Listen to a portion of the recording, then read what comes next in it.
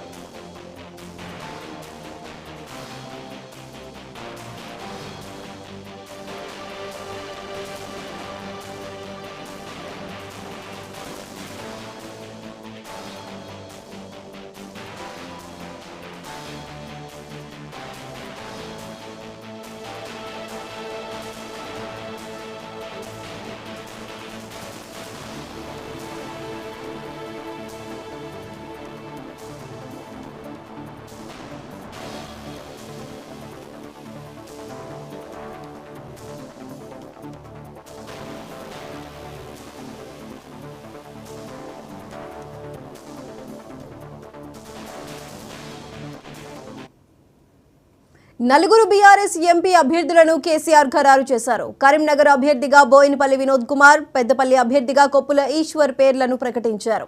మహబూబాబాద్ నుంచి మాలోతు కవిత, ఖమ్మం నుంచి నామా నాగేశ్వరరావు పోటీ చేస్తారని కేసీఆర్ చెప్పారు.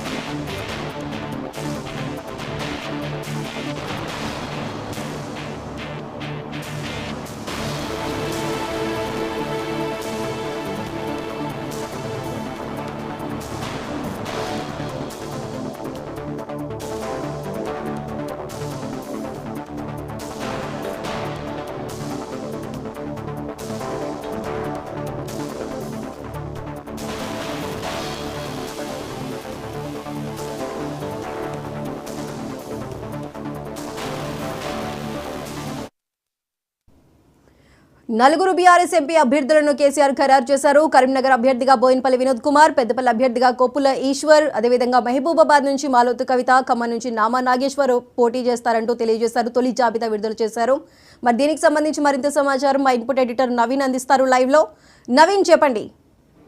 బీఆర్ఎస్ అధినేత కేసీఆర్ కొద్దిసేపటి క్రితమే ఇటు ఎంపీలకు సంబంధించినటువంటి మొదటి లిస్టు కూడా విడుదల చేయడం జరిగింది. ఇందులో నలుగురు పేర్లను కూడా చెప్పినటువంటి పరిస్థితి నెలకొంది. అయితే నిన్న కరీంనగర్తో పాటు పెద్దపల్లి లోక్సభ సెగ్మెంట్ సంబంధించినటువంటి వారితోటి సమావేశం నిర్వహించారు. అయితే ఈరోజు ఇటు ఖమ్మంతో పాటు మహబూబాద్ పార్లమెంట్ సెగ్మెంట్ సంబంధించినటువంటి వారితోటి కేసీఆర్ సమావేశం నిర్వహించి వారికి దిశానిర్దేశం కూడా చేసినటువంటి పరిస్థితి నెలకొంది. అయితే ముఖ్యంగా ఈ ఓటమి విజయం అనేది మాత్రం సాధ్యమే, ఖచ్చితంగా మనకి మంచి రోజులు వస్తాయని చెప్పేసి కూడా కేసీఆర్ అక్కడ ఉన్నటువంటి పార్టీ నేతలతోటి ఈ యొక్క అంశాన్ని కూడా చెప్పడం జరిగింది. ముఖ్యంగా ఇప్పుడు ఉన్నటువంటి పరిస్థితుల్లో కాంగ్రెస్ పార్టీ అధికారంలోకి వచ్చిన తర్వాత వారు ఇచ్చినటువంటి హామీలు అనేక ఉన్నాయి, కానీ కేవలం కొన్ని మాత్రమే అమలయ్యాయి. కాబట్టి ఇప్పుడు ప్రజలకి అర్థమైపోయింది, గతంలో 10 ఏళ్ల పాటు బీఆర్ఎస్ పార్టీ ఉన్నప్పటికీ ఆనాడు జరిగినటువంటి సంక్షేమ పథకాలు కావచ్చు, ఇచ్చినటువంటి హామీలు పూర్తి స్థాయిలో నెరవేర్చామని చెప్పేసి కేసీఆర్ అది గుర్తు కూడా చేసినటువంటి పరిస్థితి నెలకొంది. అయితే ఇప్పుడు బీఆర్ఎస్ ప్రభుత్వం అధికారంలో లేకపోయినప్పుడు కూడా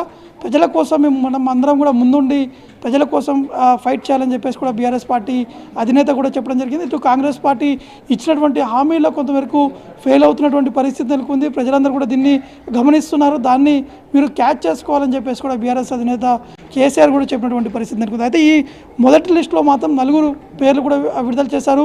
ఇందులో కరీంనగర్ నుంచి వినోద్ కుమార్, అంటే వినోద్ కుమార్కి ఈ అవకాశం కూడా ఇవ్వడం జరిగింది. పెద్దపల్లి నుంచి కొప్పుల ఈశ్వర్గా పేరు కూడా ప్రకటించడం జరిగింది. ఖమ్మం నుంచి సిట్టింగ్ నామా నాగేశ్వరరావుకే ఇవ్వడం జరిగింది. ఇక మహబూబాద్ విషయాన్ని చూసుకుంటే మహబూబాద్ పార్లమెంట్ నుంచి ఇటు మాలత్ కవిత అభ్యర్థిగా కూడా కేసీఆర్ కూడా ప్రకటించడం జరిగింది. అయితే ఈరోజు జరిగినటువంటి ఈ సమావేశంలో కూడా ఈ యొక్క పేర్లను కూడా కేసీఆర్ ప్రకటించడం జరిగింది. అక్కడ ఉన్నటువంటి పార్టీ నేతలకి అనేక అంశాలపై కూడా వారు ప్రస్తావించినటువంటి పరిస్థితి జరుగుతుంది. అంటే పార్టీలో ఉన్న ఒకవేళ వారు పార్టీ నుంచి వెళ్ళిపోయినా కూడా వారితోటి మనకు వచ్చేటువంటి ఎటువంటి లాభం లేదు. మళ్ళీ ఇక్కడ ఉన్నటువంటి కొత్త వారికి ఒక ఉత్సాహంతో ముందుకు వెళ్ళాలి, యూత్ని క్యాచ్ చేసుకోవాలనే దిశగా కూడా కేసీఆర్ ఇక్కడ ఉన్నటువంటి పార్టీ నేతలతో కూడా దిశానిర్దేశం కూడా చేసినటువంటి పరిస్థితి అనుకుంది. అయితే ఈరోజు జరిగినటువంటి ఖమ్మం సంబంధించినటువంటి విషయం చూసుకుంటే మాత్రం ఖమ్మం నుంచి నాగేశ్వరరావు పోటీ చేస్తున్నటువంటి నేపథ్యంలో అక్కడ బీఆర్ఎస్ పార్టీని ఎక్కువగా వారికి ఉన్నటువంటి అవకాశం కావచ్చు, అక్కడ ఉన్నటువంటి క్యాడర్ని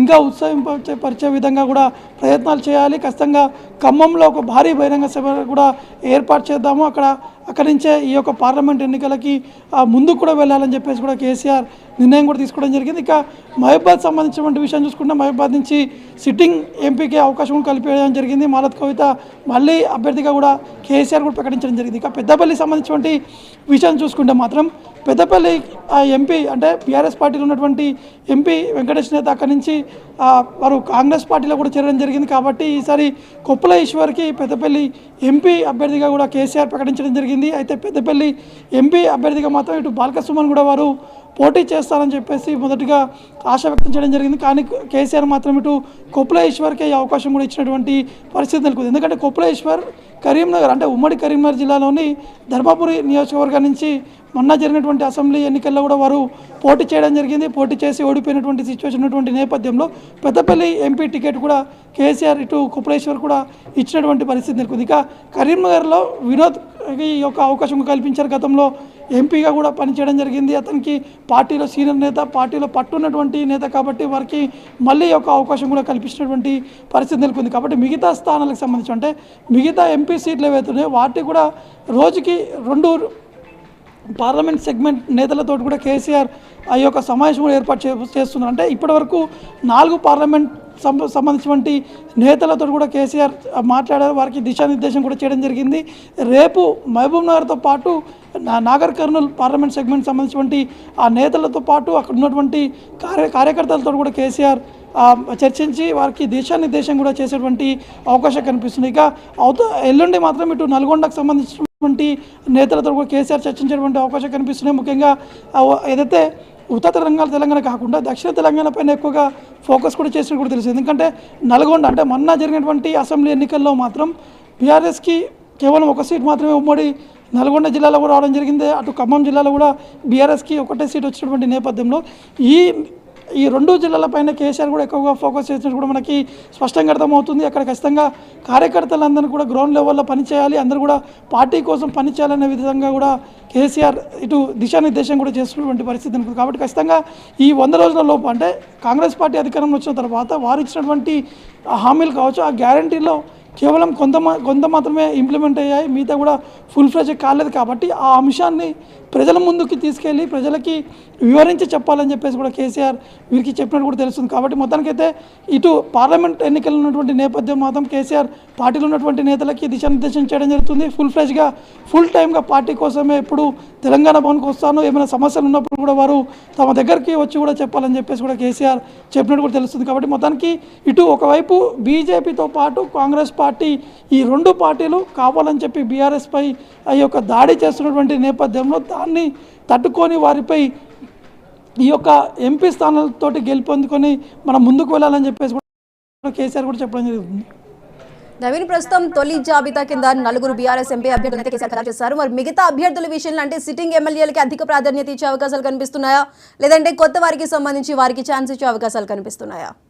ఖచ్చితంగా, ఎందుకంటే సిట్టింగ్లకే ఎక్కువగా అవకాశం ఇవ్వాలని చెప్పేసి కేసీఆర్ కూడా నిర్ణయం కూడా తీసుకున్నట్టు కూడా తెలుస్తుంది. ఎందుకంటే లాస్ట్ టైం జరిగినటువంటి అసెంబ్లీ ఎన్నికల్లో సిట్టింగ్లకి ఎక్కువగా అవకాశంతో పాటు వారికి కొంత మార్పు సంబంధించినటువంటి విషయాలపై కూడా సర్వేలు కూడా చెప్పడం జరిగింది. కానీ కేసీఆర్ మాత్రం సిట్టింగ్లకే మళ్ళీ అవకాశం ఇచ్చారు. కానీ ఈసారి కూడా మళ్ళీ సిట్టింగ్లకే అవకాశం ఇవ్వాలని చెప్పేసి కేసీఆర్ కూడా నిర్ణయం కూడా తీసుకున్నటువంటి నేపథ్యంలో ఇప్పుడున్నటువంటి పరిస్థితుల్లో 2 సిట్టింగ్లకే మళ్ళీ అవకాశం కూడా కల్పడం జరిగింది. మిగతా వారికి సంబంధించిన విషయంలో మళ్ళీ ఆలోచించే విధంగా కూడా కేసీఆర్ ఉన్నట్టు కూడా తెలుస్తుంది. ఎందుకంటే ఇప్పుడు అక్కడ ఉన్నటువంటి పార్టీ క్యాడర్ తోటి సమావేశం అవుతున్నారు.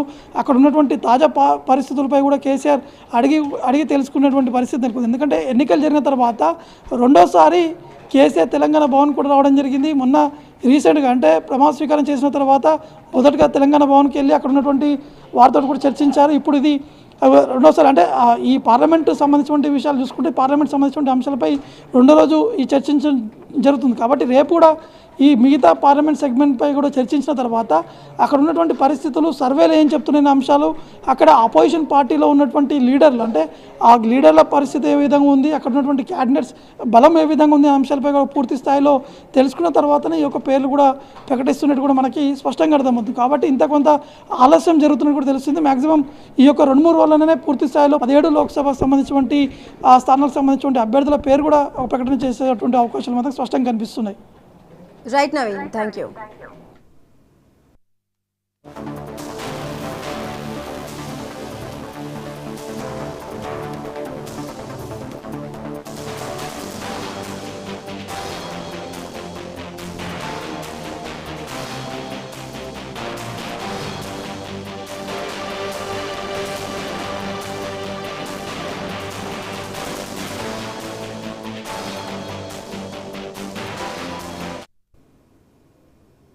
ఉమ్మడి అనంతపురం జిల్లా పెనుగొండలో ఏర్పాటు చేసిన రా కదిలిరా సభలో టీడీపీ అధినేత చంద్రబాబు సీఎం జగన్పై ధ్వజమెత్తారు.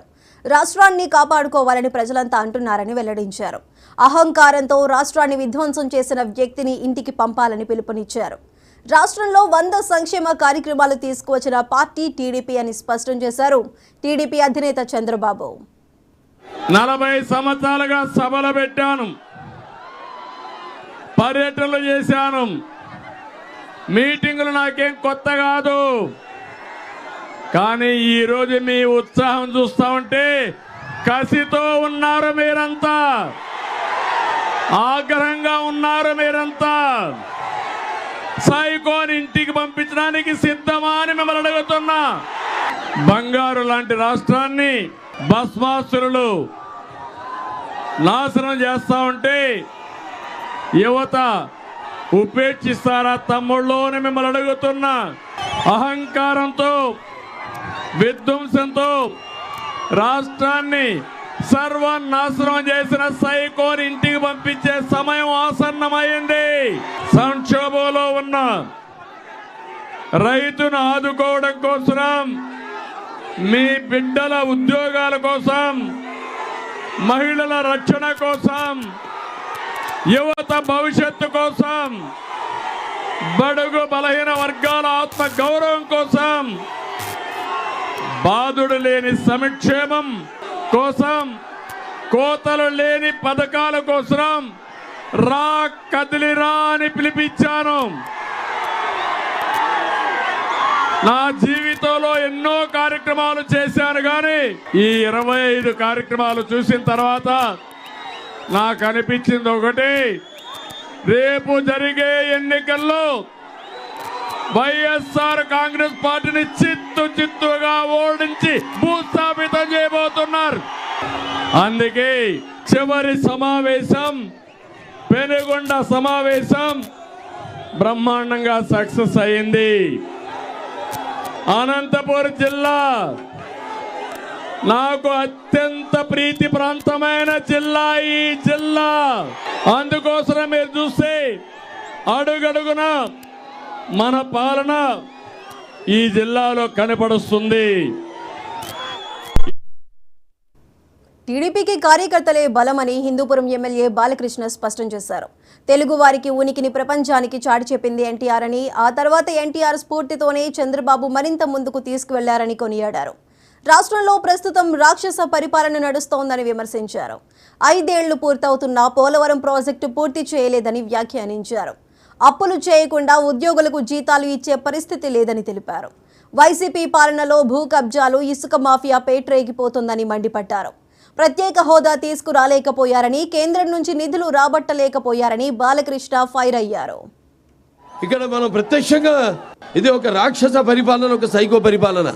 మనం పురాణాల్లో వాటిలో చదివాం ఏదో రాక్షస పరిపాలనలో అని.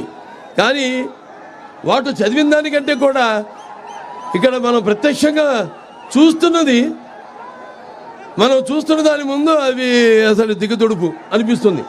ఇవాళ ఉన్న ఈ యొక్క రాక్షస పరిపాలన, ఇక్కడ ఇది ఒక రాక్షస పరిపాలన. చంద్రబాబుపై తనదైన రీతిలో ఫైర్ అయ్యారు మాజీ మంత్రి కొడాలి నాని. సచివాలయం కూడా తాకట్టు పెట్టారన్న చంద్రబాబు వ్యాఖ్యలపై కొడాలి నాని కౌంటర్ ఇచ్చారు. ప్రభుత్వ ఆస్తులను బ్యాంకులకు తాకట్టు పెట్టడం మామూలే అన్నారు కొడాలి నాని. ప్రభుత్వ ఆస్తులు తాకట్టు పెట్టకుండానే చంద్రబాబు 2.5 లక్షల కోట్లు అప్పు చేశారా అంటూ ప్రశ్నించారు. నేడు రాష్ట్ర అప్పులు 4 లక్షల కోట్లు ఉంటే 2.50 లక్షల కోట్లు చంద్రబాబు చేసినవే అంటూ విమర్శించారు కొడాలి నాని. అదేవిధంగా మాకు 175 నియోజకవర్గాల్లో అభ్యర్థులు ఉన్నారు, మా పార్టీ క్యాడర్ ఉంది, మాకు ఐపాక్ టీం ఉంది, మాకు పబ్లిసిటీ చేసుకోవటాకో లేకపోతే గడప గడపకి జగన్మోహన్ రెడ్డి గారి మేనిఫెస్టోని జారీ చేయడానికి 24 గంటల సమయం మాకు చాలు. కాబట్టి మేనిఫెస్టో జగన్మోహన్ రెడ్డి గారు రిలీజ్ చేస్తారు, వెయిట్ చేయండి. ఈ రాష్ట్రంలో 4 లక్షల కోట్ల రూపాయలు అప్పులు ఉన్నాయి. దాంట్లో 2,50,000 కోట్ల రూపాయలు చంద్రబాబు నాయుడు చేశాడు. 4 లక్షల రూపాయల్లో 2,50,000 కోట్ల రూపాయలు జగన్మోహన్ రెడ్డి గారు చేసినటువంటి అప్పులు. ప్రభుత్వ ఆస్తులు తాకట్టు పెట్టకుండా బ్యాంకులో లోన్ ఇస్తారా? ప్రభుత్వ ఆస్తి తాకట్టు పెట్టకుండా బ్యాంకులో లోన్ ఇస్తాడా? పలానా తాకట్టు పెట్టాలి, పలానా తాకట్టు పెట్టకూడదు, పలానాది మార్టిగేజ్ చేయాలి, పలానా షూటీ చేయాలని ఏమన్నా డాక్టర్ బిఆర్ అంబేద్కర్ గారు రాజ్యాంగంలో రాశారా? సెక్రటేరియట్ ఏంటి చంద్రబాబు గారిదా? ప్రభుత్వం అంది. ప్రభుత్వం డబ్బులు కావాల్సి వచ్చినప్పుడు, ప్రజలకు అవసరమైనప్పుడు, బ్యాంకుల్లో డబ్బులు కావాల్సి వచ్చినప్పుడు మార్టిగేజ్ చేస్తారు, తాకట్టు పెడతారు, మళ్ళీ డబ్బులు కడతారు, రిలీజ్ చేసుకుంటారు. సెక్రటేరియట్ అని ఇది బాబు గడి సొత్తా, చంద్రబాబు గడి సొత్తా? ఇది తాకట్టు పెట్టారు, అది తాకట్టు పెట్టారంటే వీడు పెట్టినయే పెట్టాలా? కానీ చంద్రబాబు నాయుడు పెట్టినటువంటి ఆస్తులు తాకట్టు పెట్టాలి రూల్ ఉందా? రాజ్యాంగంలో రాసి ఉందా? పలానా ఆస్తి పెట్టాలి, పలానా ఆస్తి పెట్టకూడదు? అది ప్రభుత్వ ఇష్టం. వాళ్ళు బ్యాంకర్స్తో అనకాపల్లి జిల్లా పిసినిగాడలో 4వ విడత వైఎస్ఆర్ చేతో కార్యక్రమం జరిగింది. దీనిలో భాగంగా ఈ నెల 7న అనకాపల్లి జిల్లా పిసినిగాడ సమీపంలో భారీ బహిరంగ సభకు ప్రభుత్వ యంత్రాంగం సర్వం సిద్ధం చేస్తుంది. ఈ కార్యక్రమానికి సీఎం జగన్ హాజరవుతూ ఉండటంతో భద్రతా అంశాలపై అధికారులతో సమీక్ష నిర్వహించారు. విశాఖ రేంజ్ డీఐజీ విశాల్ గుని సభా స్థలం వద్ద జరుగుతున్న ఏర్పాట్లతో పాటు బందోబస్తు అంశాలపై జిల్లా ఎస్పీ మురళీకృష్ణని వివరాలు అడిగి తెలుసుకున్నారు. మనం కూడా ఇంకా ఎక్కువనే ఆల్మోస్ట్ 45,000 to 50,000కి తయారీ చేసాం. సో బందోబస్తు ఆల్మోస్ట్ 50,000కి మనము తయారీ చేసుకున్నాము. So mobilisation will be around 40,000 plus. So 40,000 but మనము పోలీస్ పరంగా ముంజాగ్రత్త క్రమంగా 50,000కి మనము అరేంజ్మెంట్ చేసుకున్నాం. ఇప్పుడు ఆల్రెడీ చెప్పాను కదా, first I address this issue. ఈ పార్కింగ్ పరంగా ఆల్మోస్ట్ 4 పార్కింగ్ పాయింట్స్ని ఐడెంటిఫై చేయడం జరిగింది. ప్రతి ఒక్క పార్కింగ్ పాయింట్లో ఆల్మోస్ట్ 200 వెహికల్స్కి అరేంజ్మెంట్ చేయడం జరిగింది. సో రెవెన్యూ పరంగా కలెక్టర్ కానీ వారు ఆర్డీఓ టీము దాన్ని చూస్తున్నాను.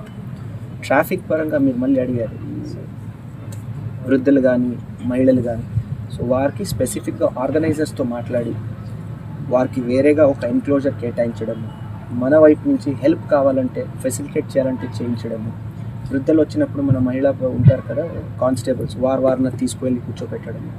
సో పోలీస్ పరంగా మనం ఎటువంటి యాక్టివిటీస్ డ్యూటీస్ చేయాలి, will give specific instructions as regards to women others. Almost 40,000 plus అని అంటున్నారు. సో మనం కూడా ఇంకా ఎక్కువనే ఆల్మోస్ట్ 45,000 to 50,000కి తయారీ చేసాం. సో బందోబస్తు ఆల్మోస్ట్ 50,000కి మనము తయారీ చేసుకున్నాము. So mobilisation will be around 40,000 plus. So 40,000 but మనము పోలీస్ పరంగా ముంజాగ్రత్త క్రమంగా 50,000కి మనము అరేంజ్మెంట్ చేసుకుంటాం. ఇప్పుడు ఆల్రెడీ చెప్పాను కదా, first I address this issue. ఈ పార్కింగ్ పరంగా ఆల్మోస్ట్ 4 పార్కింగ్ పాయింట్స్ని ఐడెంటిఫై చేయడం జరిగింది. Palakollu TDP MLA Nimmala Ramanaidu YCP నాయకులపై ఫైర్ అయ్యారు. మార్చి నెల 1, 2 తేదీల్లో పంపిణీ చేయాల్సిన పెన్షన్ సొమ్మును అక్రమార్గాన పంపిణీ చేశారంటూ ఆరోపించారు. ఫ్యాన్ గుర్తుకు ఓటేసి గెలిపించాలంటూ ప్రచారం చేస్తూ పంపిణీ చేశారన్నారు. ఈ మేరకు కలెక్టర్కు ఎన్నికల అధికారి సునీల్ కుమార్కు స్పందన కార్యక్రమంలో ఫిర్యాదు చేశారు నిమ్మల రామానాయుడు. కొంత వైఎస్ఆర్సీపీ మంత్రులు సైతం టిక్కెట్లు ఇస్తారన్నా కూడా మీకో నమస్కారం, మీకో పార్టీకి నమస్కారం అని చెప్పి ఈవేళ పార్టీని వదిలి వెళ్ళిపోతున్నటువంటి పరిస్థితి రాష్ట్రంలో చూస్తూ ఉన్నాం. ఇటువంటి స్థితిలో అధికారం కోసం ముఖ్యమంత్రి కుర్చీ కోసం జగన్మోహన్ రెడ్డి అడ్డదారులు తొక్కుతూ సాక్షాత్తు డాక్టర్ బిఆర్ అంబేద్కర్ గారు రాసినటువంటి రాజ్యాంగాన్ని తుంగలోకి తొక్కుతూ ఈవేళ అప్రస్వామికంగా ఈవేళ వ్యవస్థల్ని నిర్వీర్యం చేస్తూ ప్రజా సొమ్ముని ప్రజాధనాన్ని ఈవేళ వైఎస్ఆర్సీపీ పార్టీకి ఈవేళ వినియోగించుకుంటూ దుర్వినియోగం ఏదైతే చేస్తూ ఉన్నాడో దానిపైన ఈరోజు కలెక్టర్ గారికి ఈవేళ ఫిర్యాదు చేయడానికి స్వయంగా నేను అదేవిధంగా తెలుగుదేశం పార్టీ జనసేనకు సంబంధించినటువంటి నాయకులందరూ కూడా ఇక్కడికి భీమవరం కలెక్టర్ ఆఫీస్కి రావడం జరిగింది. ఏదైతే 1వ తేదీ నుంచి ఇంటింటికి కూడా పింఛన్లు పంపిణీ ఏదైతే జరుగుతుందో మరి మా పాలకొల్లు నియోజకవర్గంలో ఆ పింఛను ఎవరైతే వైఎస్ఆర్సీపీ పార్టీ వివేక హత్య కేసుకు సంబంధించి నార్కో అనాలిసిస్ పరీక్షకు సిద్ధంగా ఉన్నానన్నారు టీడీపీ అభ్యర్థి బీటెక్ రవీంద్రనాథ్ రెడ్డి.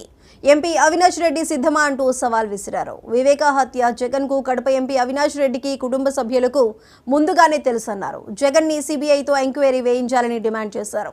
కడపలో ఏర్పాటు చేసిన మీడియా సమావేశంలో ఈ వ్యాఖ్యలు చేశారు రవీంద్రనాథ్ రెడ్డి. బీజేపీలోకి వెళ్తాడు, నేను కానీ సీరియస్గా దీనికైనా పట్టించుకుంటే అని మీరు అన్నారా లేదా అని వచ్చేసి జగన్మోహన్ రెడ్డి గారిని సూటిగా అడుగుతాను. అంటే సిబిఐకి 2.5 సంవత్సరానికి గొడ్డలితో చంపినారనే విషయం అర్థమైంది. కానీ జగన్మోహన్ రెడ్డి హైదరాబాద్లో ఉండే జగన్మోహన్ రెడ్డి పులివెందులకు వచ్చి ఆ రోజు సాయంత్రమే గొడ్డలితో చంపినారు మల్టిపుల్ పీపుల్ అని చెప్పాడు. జగన్మోహన్ రెడ్డికి అదే రోజు సాయంత్రానికే గొడ్డలితో చంపినారని ఎలా తెలిసింది? మాకుండే సమాచారం బట్టి వివేకానంద రెడ్డిని చంపేటప్పుడు కూడా అక్కడి నుంచి వీడియో కూడా తీసి అవినాష్ రెడ్డికి కావచ్చు ఇంకా జగన్ వాళ్ళ ఇంట్లో వాళ్ళకి కావచ్చు అవి వీడియో కూడా చూపిస్తా కూడా చంపినారు అనే విషయం మాకుండే సమాచారం ప్రకారం తెలుసు. కాబట్టి అంత స్పష్టంగా గొడ్డలితో నరికినారని జగన్మోహన్ రెడ్డి చెప్పగలిగినాడు. తర్వాత ఇంకో విషయం ఏంటంటే ఆ గొడ్డలి గురించే, గొడ్డలి కొనేదానికి దస్తగిరిని పంపి పల్నాడు జిల్లా నరసరావుపేట కాంగ్రెస్ కార్యాలయంలో మీడియా సమావేశం నిర్వహించారు. APCC working president Janga Gautam రాజధాని పునర్వ్యవస్థీకరణ చట్టంలోని అంశాలపై ఈ నెల 7న గుంటూరులో న్యాయ సాధన సభ నిర్వహిస్తున్నామని తెలిపారు. పునర్వ్యవస్థీకరణ చట్టంను 10 సంవత్సరాలుగా అమలు చేయని బీజేపీ, పోరాడలేని వైసీపీ, టీడీపీ, జనసేనలంటూ విమర్శించారు. బహిరంగ సభకు షర్మిలతో పాటు కర్ణాటక డిప్యూటీ డీకే శివకుమార్ హాజరు కానున్నారని తెలిపారు జంగా గౌతమ్.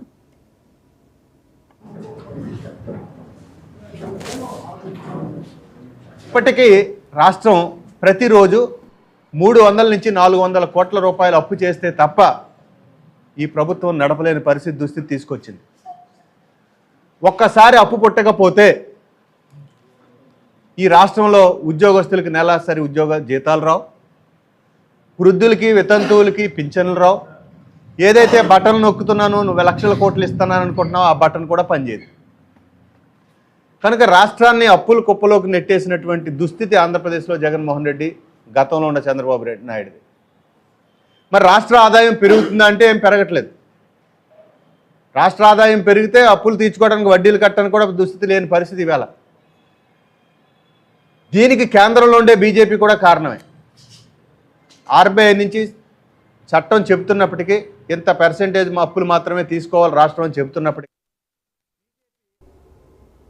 ఓట్ల కోసం కులాల మధ్య చిచ్చు పెట్టడం టీడీపీ అభ్యర్థి కొలికపూడి శ్రీనివాస్కు తగదని బీజేపీ నేత నంబూరి శ్రీనివాసరావు అన్నారు. దళితుడై ఉండి బడుగు బలహీన వర్గాల వారిని కించపరుస్తూ మాట్లాడడం ఏమాత్రం శ్రేయస్కరం కాదని ఆయన మండిపడ్డారు.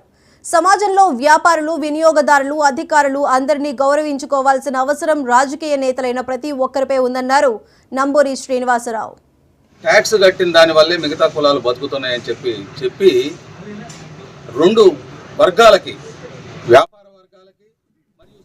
అల్లూరి సీతారామరాజు జిల్లా రంపచోడవరంలో ఐటీడీఏ ముందు ఆదివాసీలు ఆందోళన చేపట్టారు. జీవో నెంబర్ 3ని పునరుద్ధరణ చేసి చట్టభద్రత కల్పించాలని డిమాండ్ చేశారు. ఆదివాసీలకు మద్దతుగా టీడీపీ మాజీ ఎమ్మెల్యేలు సీతంశెట్టి వెంకటేశ్వరరావు, వంతల రాజేశ్వరి సంఘీభావం తెలిపారు. అనంతరం ఐటీడీఏ పీఓ సూరజ్ గనేరుకు వినతి పత్రం అందజేశారు.